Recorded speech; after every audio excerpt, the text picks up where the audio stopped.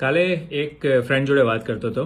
એ મને કહે કે અત્યારે હું ને મારા વાઈફ એવા પોઈન્ટ ઉપર આવી ગયા છીએ ને કે જ્યારે કંઈ બી વાત કરવી હોય ને તો વાતની જગ્યાએ આર્ગ્યુમેન્ટ જ થાય છે, ઝઘડો જ થાય છે. નાની વસ્તુ બી કહેવાની હોય ને તો ઝઘડો જ ચાલુ થઈ જાય છે.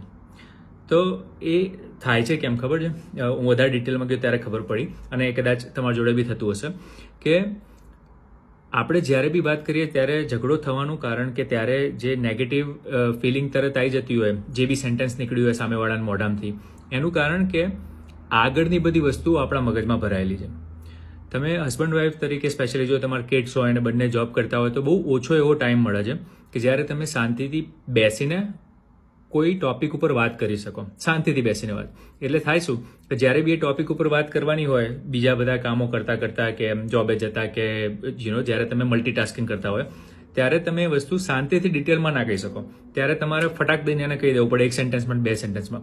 અને ઘણી બધી વાર એવું થાય, ધારો કે હવે વાઈફ હોય અને છોકરા વિશે કોઈ વાત કરવી હોય એના કિડ વિશે એના હસબન્ડ જોડે ડિટેલમાં, પણ એ ખાલી એક સવાલ જ પૂછે અને પેલો સામેથી જવાબ આપી દે, તો એ પેલાને આખો કોન્ટેક્સ નથી ખબર. જો એ વાઈફ જે હોય એ જો આખો દિવસ સ્પેન્ડ કરતી હોય તો એક બે સેન્ટેન્સમાં તો એ સમજાઈ નહીં શકવાની કે શું કહેવા માંગે છે. અને આવું ઘણી બધી વસ્તુઓમાં થતું હોય, રાઈટ? તો શું કરવાનું? તો મેં એમને એમ કીધું કે રોજ તો તમે જો ચલો રોજ એવો ટાઈમ ના કાઢી શકો શાંતિથી એકબીજાની વાત સાંભળી શકો, કારણ કે રોજમરોજની વસ્તુઓમાં તમે બિઝી હોય, પણ અઠવાડિયાનો 1 કલાક તો મળે ને. ખાલી સેટરડે કે સન્ડે 1 કલાક એવો બુક કરવાનો જ્યારે તમે કોઈ વસ્તુ પર ડિસ્કસ નથી કરતા, કશું કોઈ જવાબ બી નહીં આપવાનું, કંઈ જ નહીં એકબીજાને.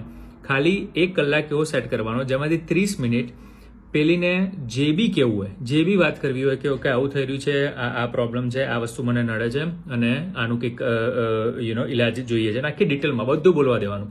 સામે જવાબ આપવાનો જ નહીં, અડધો કલાક ના પતે ત્યાં સુધી.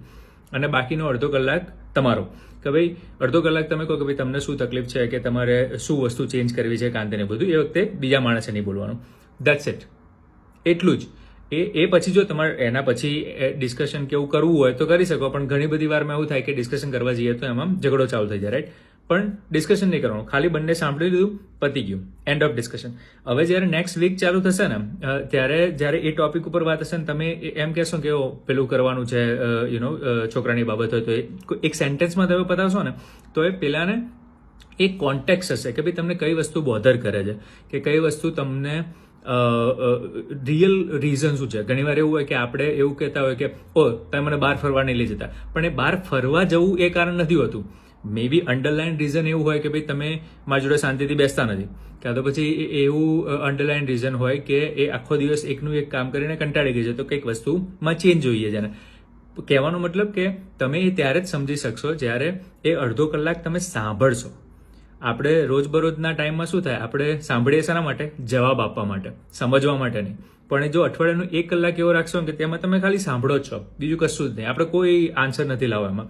એ જો પ્રેક્ટિસ તમે કરશો એવરી વીકેન્ડ, 2-3 વીકેન્ડમાં તમારું રિલેશનશિપ એકદમ ચેન્જ ના થઈ જાય તો મને કહેજો તમે. અને પ્લીઝ લાઇક કરો, શેર કરો, સબસ્ક્રાઇબ કરો. આ વિડીયો થોડો લાંબો થઈ ગયો, પણ thank you for watching guys.